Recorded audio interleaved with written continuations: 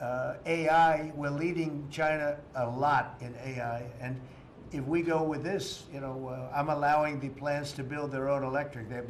I'm allowing them to become an electric utility, so they can produce their own electricity, because we need double to be successful with AI, which is the biggest thing now.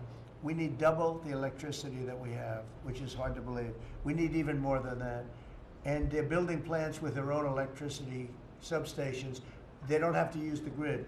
And anything they build extra, they're putting into the grid. So we're supplying the grid with brand new electric sources. And it's funny, when they came to see me, they never even asked for that. I told them about it.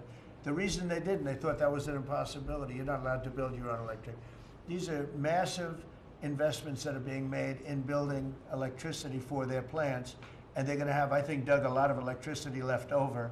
And that electricity is going to be passed into the grid and give us no more, like you look at California, they have blackouts and brownouts every week. They're totally out of control. They have a really incompetent governor. Where's Chris? Is he here? Do you want to speak to the subject?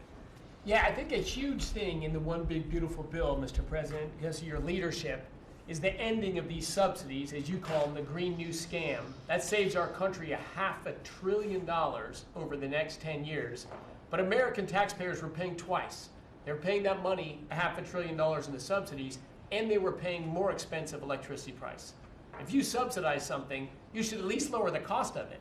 But in this case, we were subsidizing something and paying more for it. So the One Big Beautiful Bill had two huge things: ending wasteful spending. Wind, solar, and batteries combined are 3% of U.S. total primary energy. 3% for $1 trillion, another $500 billion coming. That's just not a good investment, hurting our businesses, hurting our consumers. And the One Big Beautiful Bill also unshackled oil, gas, and coal development in the United States, onshore and offshore.